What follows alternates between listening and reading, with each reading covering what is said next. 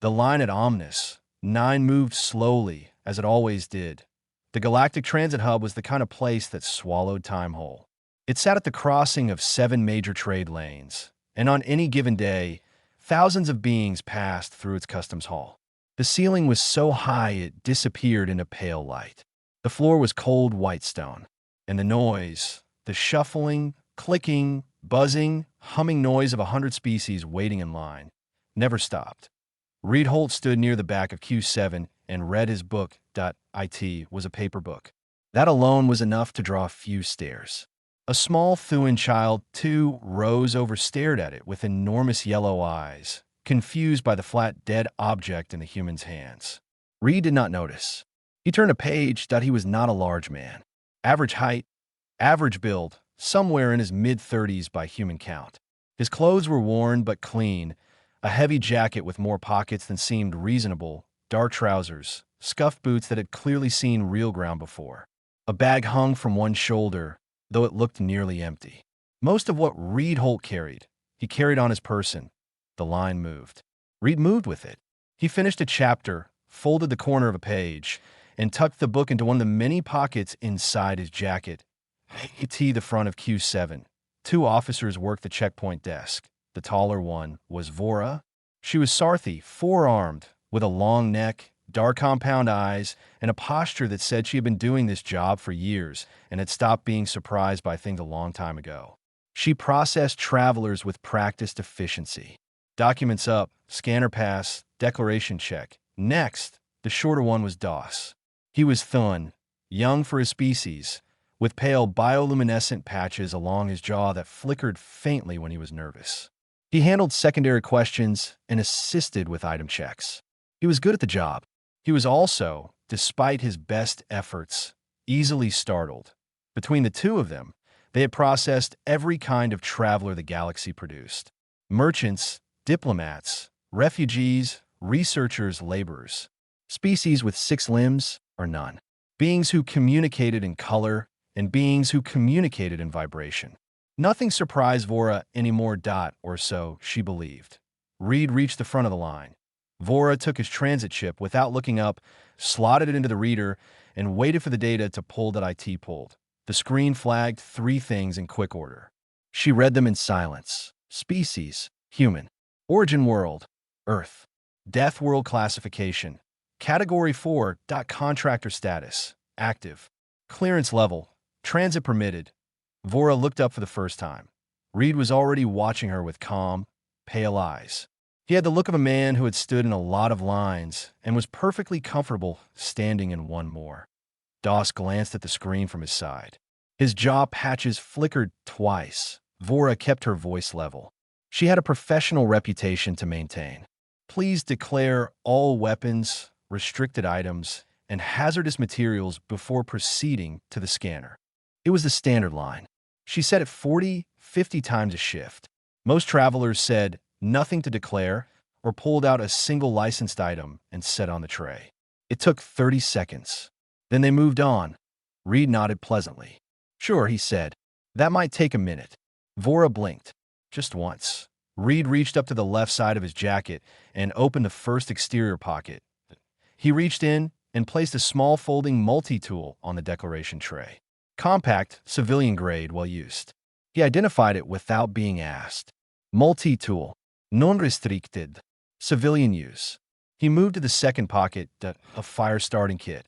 A square of flint, a strip of steel, a small waterproof case with a dozen wooden matches inside. He set it down. Fire kit, non-restricted. Third pocket, a folded thermal wrap, silver-sided, the kind that folded down to the size of a playing card. Crinkled from obvious previous use. Emergency thermal sheet, non-restricted. Doss had stopped typing. He was staring at the tray. Vora kept her expression neutral. She scanned each item as it was placed down. All green. Nothing flagged. She waited for him to finish. Reed opened a fourth pocket. A spool of cord, dark, thin, strong-looking. Paracord, 50 meters. Non-restricted. Fifth pocket. 3 brown rectangles wrapped in foil. Ration bars. Standard field nutrition. Non-restricted. Sixth pocket. A a small tube, antiseptic gel, medical grade, non restricted. Seventh pocket, something that looked like a thick drinking straw inside a small case. Water filtration unit, non restricted. Behind Reed, the next traveler in line shifted their weight, then stopped, then just watched. Doss leaned very slightly toward Vora and said, barely above a whisper, "Is he still going?" Vora said nothing. Reed opened the inner layer of his jacket. There was a second row of pockets there, running along the lining. "Sorry," he said, without any particular hurry. "The inner layer takes a second to get to. The organization system made sense when I designed it." He opened the 8th pocket, the 9th, the 10th. Each item came out clean, calm, and declared before it hit the tray. Behind Reed, the line had stopped moving. 3 travelers were watching openly now. A 4th had stretched onto the tips of their feet to see over the shoulder of the one in front. Doss quietly reached under the desk and pressed the call button for a secondary scanning station. Then he pressed the supervisor alert. He did not take his eyes off the growing row of items on the tray. Reed was still going. The secondary scanning station was a wider desk, 3 meters to the left of the main checkpoint. It had more tray space. It had a better scanner. It was used for large cargo declarations and unusual cases. Vora had never moved a traveler there mid-declaration before. She did it without making a scene. She simply said, "Sir, if you'd follow me to Station 2, we'll have more room." Reed picked up his already declared items from the first tray, carried them in both arms without complaint, and set them down on the larger surface. He did it neatly. Everything in a row, organized. That part, somehow, made it worse. Doss followed with the scanner and stood at the corner of the desk. His jaw patches had been flickering for the last 4 minutes without stopping. He had the look of someone who knew he was watching something unusual but could not yet explain why. Reed resumed from where he had left off. "Where was I? Right? 11. He opened his jacket again on the right side and reached into the 11th pocket, a small hard case, palm-sized. He opened it briefly to show the contents before setting it down. Inside, a needle pre-threaded with dark thread, 2 more needles, and a small pad of wound closure strips. Field suture kit, medical grade thread, non restricted. Pocket 12, a flat tin, round the size of a large coin. He popped the lid for the scanner. Inside, a yellowish waxy solid. "Beeswax," he said. Vora looked at him. He continued, as if she had asked. "For waterproofing boots. Works on leather stitching, gear joints, thread. Reduces friction on saw blades. Good for stuck zippers." A pause. "I use it a lot." Doss wrote down, "beeswax." Stared at what he had written. Wrote it again in the official field, pocket 13. A flat square that unfolded into a flexible cup. Collapsible drinking cup. Non restricted. Pocket 14. A small orange cylinder, finger length. Reed held it out. Water purification tablets. 40 count. Non restricted. Pocket 15 was a thin roll of dark tape wound around a small card. Duct tape. Non restricted. He said it without expression. Doss looked at the growing line of items. There was a flat metal tool, a fire kit, a water filter, a foil blanket, cord, food, antiseptic, a suture kit, beeswax, a cup, purification tablets, and now tape. All cleared, all legal, all neatly arranged. He leaned close to Vora. "Is any of this restricted?" he whispered. "No," she said. "Any of it dangerous?" She considered the beeswax. "No." Doss straightened. "Then what is he?" Vora had no answer for that. Reed was on pocket 16. A flat, palm-sized sheet of polished metal. He held it up briefly. It caught the overhead light and threw a bright reflection across the far wall. Several beings in the watching crowd flinched. Reed seemed to notice and tilted it down quickly. Signal mirror. Non restricted. Saw the pocket 17. A folded square of thin waterproof material. He shook it once, and it became a compact poncho, hood included. Folding rain cover. Non restricted. Pocket 18.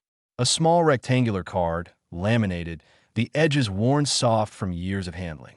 He set it flat on the tray. Doss leaned in. It was printed in small text across both sides. Columns of phrases in over a dozen different languages and scripts. He recognized 3 of them. The others he did not. Emergency phrase card, Reed said. 14 languages. Basic things. Help. I am injured. I need water. Where's the nearest settlement? That kind of thing. He picked it up and put it back. Non restricted. And I'd like to keep it close. Vora scanned the tray. Everything green. Behind them, the watching crowd had grown. A family of Elhuri had stopped completely, their long fingers folded together, watching in silence. 2 Thuan traders had given up pretending not to look and were watching openly. Somewhere further back in the queue, word was spreading that something was happening at Checkpoint 7, though no one could quite explain what. Nothing illegal was happening. That was precisely the problem with explaining it. Pocket 19. A hand-crank flashlight. Small, rubberized. Reed cranked it twice, the light came on, and he switched it off and set it down. Hand-crank light. Battery-free operation. Non-restricted. Pocket 20. A compass. Circular, brass-cased, old-looking. Mechanical. No electronics, no power cell. Reed set it down, and it swung its needle north toward the station's orientation grid and held there. Doss stared at it. You could use an NAV unit, he said, before he could stop himself. Reed looked at him mildly. Nav units need power. They need a signal. They can be jammed. They can break. He looked at the compass. That one works because it works. There was a short silence. Then Reed opened Pocket 21. A spool of thin wire. He held it out for the scanner without being asked. Snid white. 18 meters. I know that one gets flagged on some stations. I have a contractor exemption on file for field tools. You should see in my clearance record, Category 4. Vora checked. The exemption was there. Filed properly. Current. She cleared it. Doss looked at the tray. Then at Reed. Then at the tray again. How many pockets, he said quietly, do you have left? Reed didn't check. He thought for a moment. About 26 more, he said, and reached for the next one. Doss's jaw patches went completely dark. Commander Brott arrived at Checkpoint 7 the way senior officers always did. Quietly from the side, pretending they had just been passing by. He was Thuan, older than Doss by several decades, with the kind of face that had made peace with difficult things a long time ago. He wore his uniform clean. He stood behind Vora without a word and watched out on the tray. 22 items in a clean row. He read them from left to right. Multi-tool, fire kit, thermal sheet, cord, ration bars, antiseptic gel, water filter, suture kit, beeswax, cup, purification tablets, tape, signal mirror, poncho, phrase card, flashlight, compass, snid wipe, and 4 more items from pockets 20 to 22 that had just been cleared. Everything green on the scanner. Brott said nothing. He looked at Reed. Reed was working his way through the side pockets on his trousers now. He looked up, saw the new face, noted the uniform rank markings, and gave a short, polite nod. Then he opened the next pocket point, 2 small carabiners. Metal, locking gate. He set them on the tray. Carabiners. Load rated. Non-restricted. A short length of elastic cord with metal hooks at each end. Bungee tie. Non-restricted. A whistle. Bright orange. Plastic. He held it for the scanner, didn't blow it, set it down. Signaling whistle. Non-restricted. Brott leaned toward Vora. Has anything been flagged? He asked quietly. 1 item pending exemption verification. Vora said. Snid wife. Contractor field tool clearance confirmed in his file. Everything else passed immediately. A pause. Nothing restricted. No violations. All declared properly. Correct, sir. Brott looked at the tray. He looked at Reed. He said nothing further and crossed his arms and watched. Reed reached into the lower interior pocket of his jacket, a deeper one, hidden behind the standard lining, and removed a folded bundle of dark cloth. He shook it out. It was a compact jacket liner, thin but dense, the kind that added warmth without bulk. He set on the tray. Insulated liner, detachable, non-restricted. Pocket 27. A flat, rectangular case. Inside, a folded copy of his active contractor agreement. Paper, printed, stamped, dated. Reed held it open for the scanner. My working contract.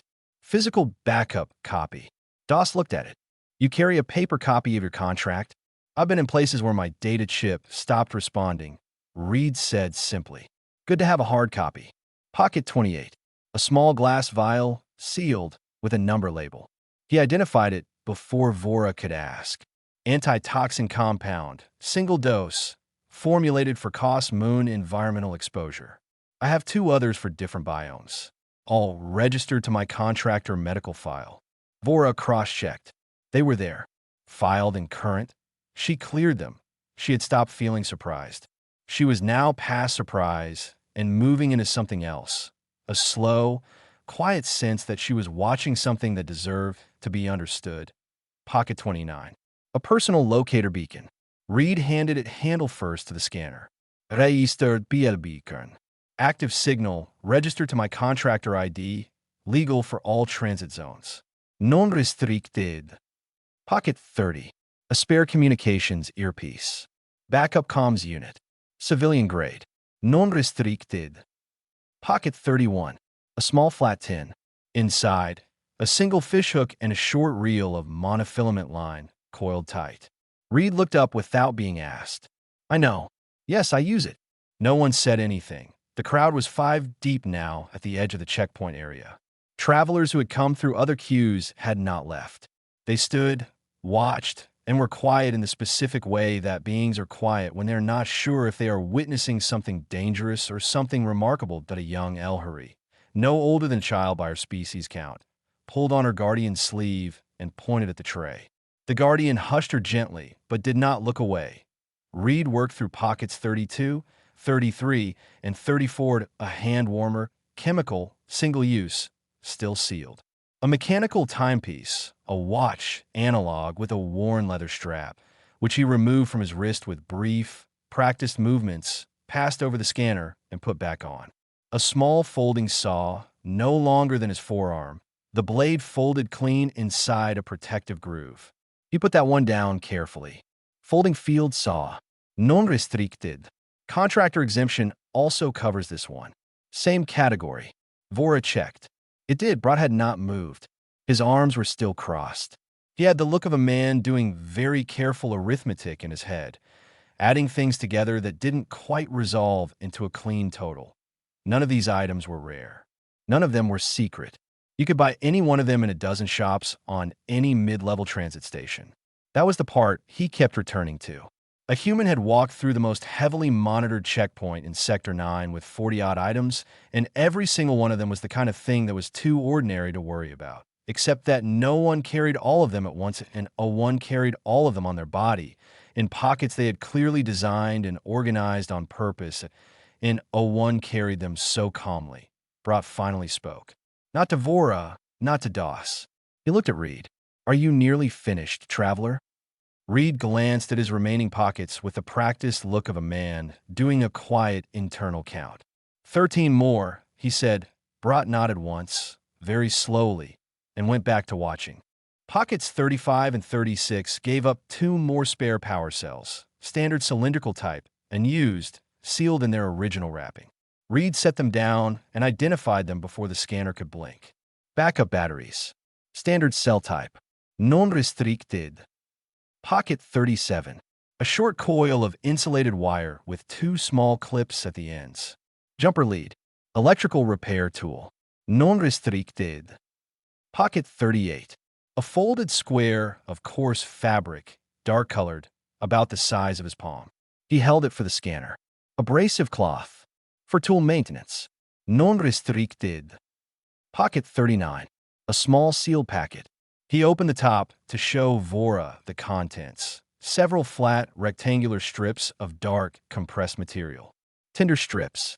Treated. For fire starting in wet conditions. Non-restricted. The tray was very full now. Vora had started a second row. Pocket 40. Reed reached into it and paused for just a moment. Not from hesitation, but the way a person pauses before handling something they respect. He pulled out a flat orange cylinder, slightly larger than the others he had placed down, with a pull tab at one end. He held it level and set on the tray gently. Signal flare, he said. Single use. Handheld. This one is restricted. Class B, short-range illumination. I have a contractor permit for it. It should be on file under field safety equipment, same category as the beacon. Vora found the permit without trouble. She cleared it. Brat looked at the flare for a long moment. Then he looked at Doss, who had not spoken in several minutes. Doss was writing things down with the energy of someone who was not entirely sure what they were documenting, but felt strongly that it should be documented. Pocket 41. A pair of boot insoles, spare, trimmed to fit. Reed held them up briefly. Spare insoles. Non restricted. He set them down with the same care he gave everything else. Pocket 42 produced a short-handled tool with a broad flat blade. Not sharp, more of a prying edge. Reed turned it to show the scanner. Field pry tool. Non restricted. Pocket 43. A small round tin. He opened it for the scanner.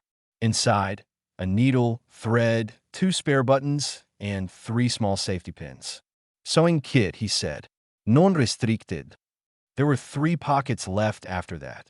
The crowd at the edge of the checkpoint had not shrunk. If anything, it had grown, and it had grown quieter. The shuffle and noise of the hall continued somewhere behind them. But here, in the space around Checkpoint 7, the quiet had weight to it. Pocket 44. Reed reached in and removed a small folded card. He unfolded it. It was a physical currency card, the kind that stored credit in a chip, and he had 5 of them, each from a different system. He laid them in a fan on the tray. Transit currency. 5 systems. Legal tender in each. Non restricted. Pocket 45. He reached in and removed something small. A folded piece of paper tucked inside a piece of waterproof film to protect it. He unfolded the outer wrapping carefully. Inside was a short handwritten list. Names, a few numbers, some notation Vora couldn't read from her angle. Reed held it out for the scanner without being asked. Contact list. Physical backup. Names and comm codes for my network. Non restricted. Doss looked at it. Your data chip has your contacts.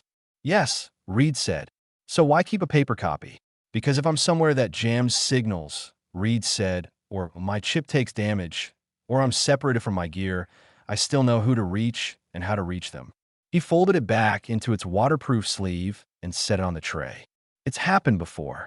Doss had no answer for that point. 1 pocket left. Reed reached into the small front breast pocket of his jacket.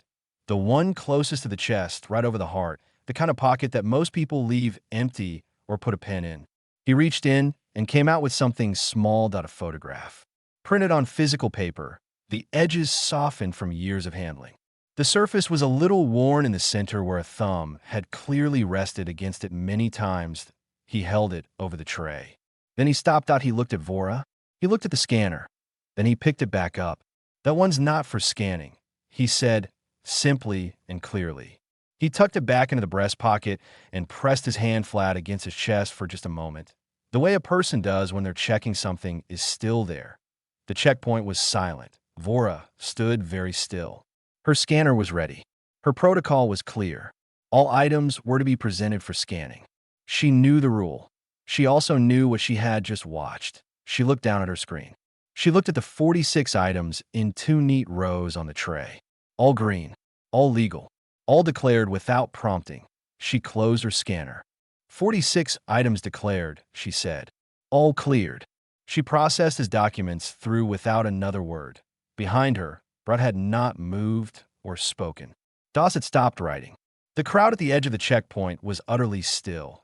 Reed began reloading his pockets in the same order he had emptied them, placing each item back in its place with the calm of someone who had done it 1,000 times. He did not rush. He did not fumble. His hands knew where everything went. When he finished, he picked up his bag and settled the strap on his shoulder. "Thank you," he said to Vora. "Sorry for the wait." Then he walked through the gate. On the far side of the gate, past the scanner arch and the secondary ID panel, a corridor opened into the transit arrivals floor of Omnis 9's inner ring. It was quieter there, warmer.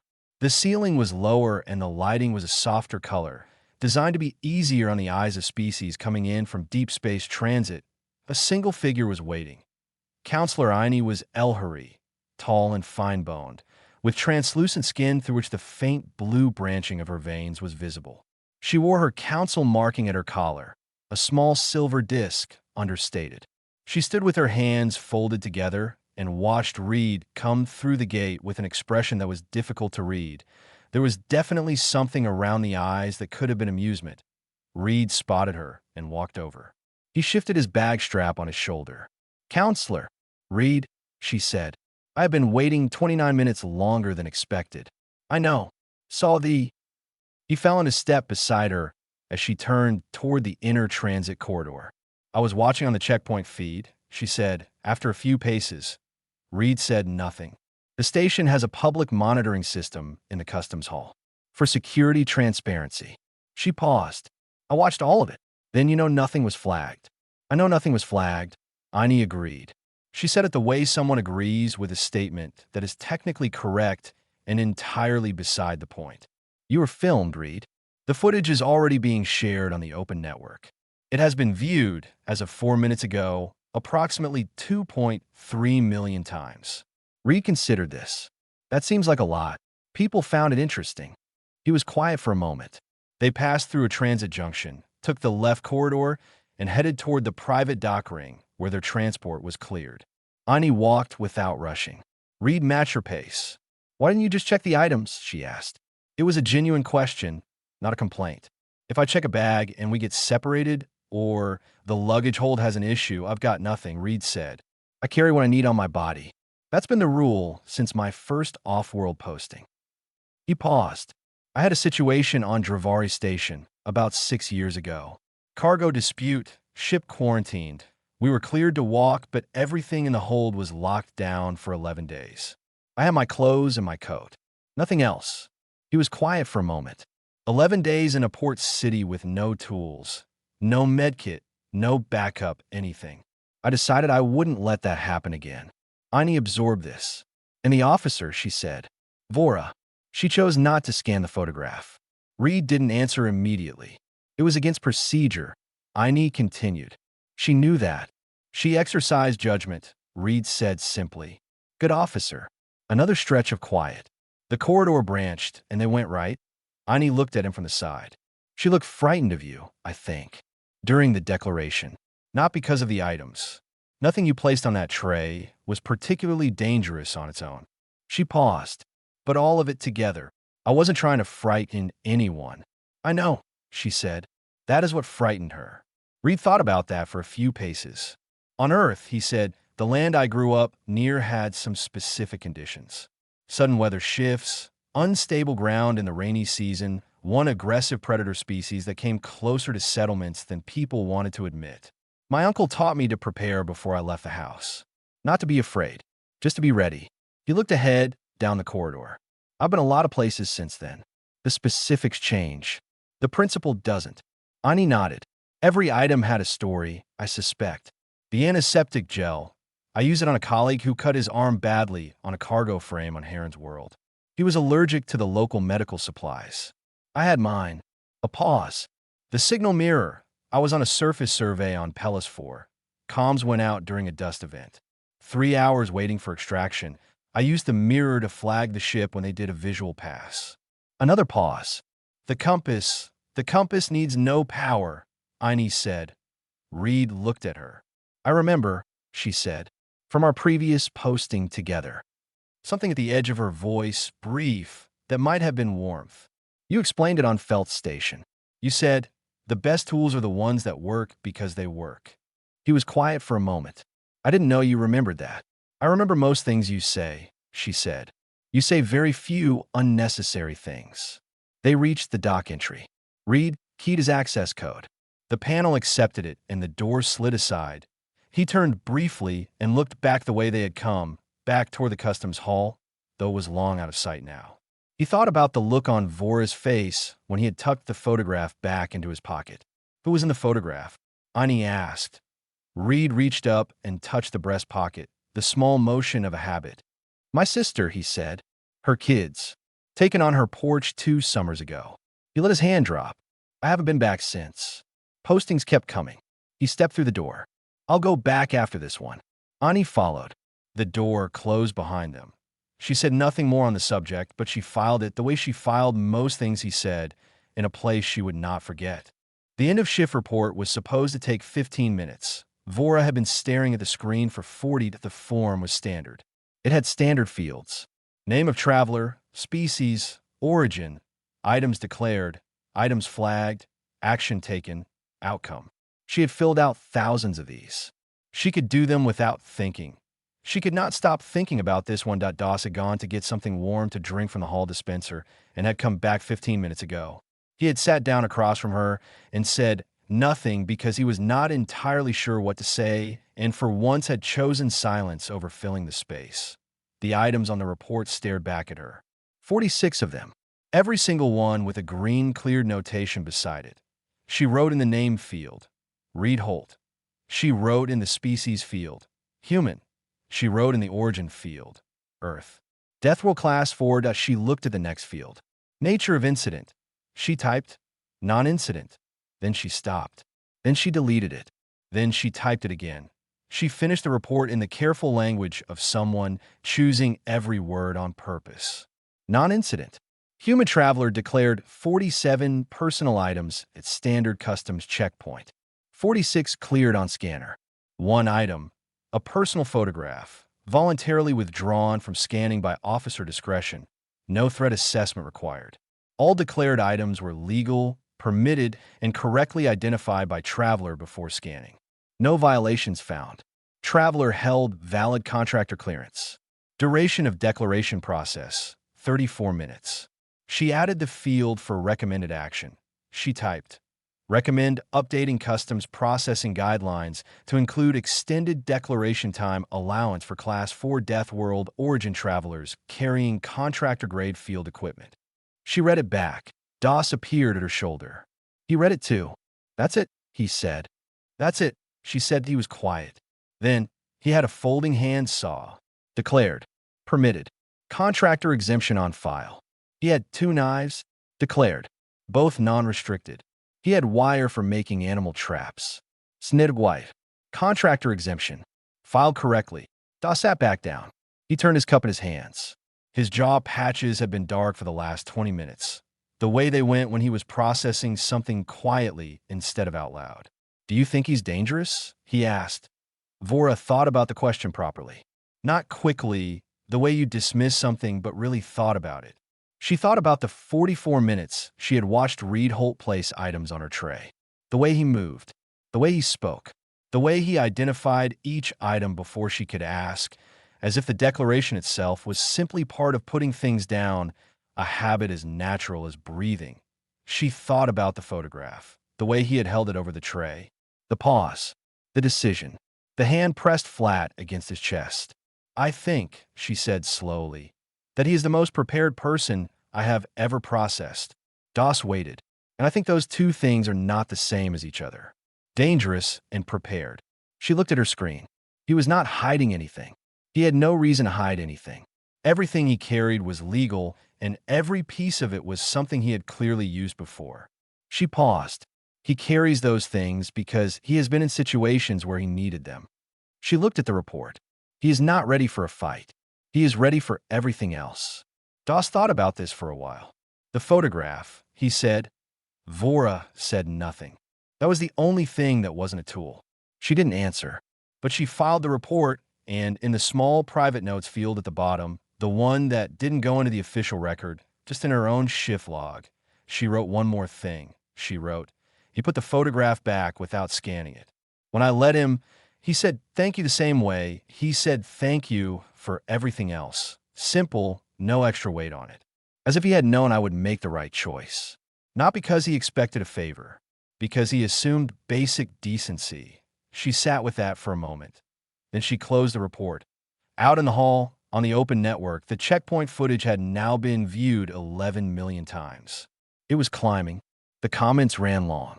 Most of them were variations on the same theme: disbelief, laughter, awe, a few philosophical arguments about what it meant to carry a thing. But one comment, from a user whose profile listed only Sarthi tourist, Omnis 9 transit visit, had been shared more than all the others. It had been translated into 43 languages by third parties who felt it deserved a wider audience. It read, I was in the line. I watched the whole thing. Many people are talking about the tools and what they mean. I keep thinking about something different. He put the photograph back without scanning it. That is when I understood. He is not prepared because he fears what is coming. He is prepared because he loves what he's going back to. Vora read it once, quietly.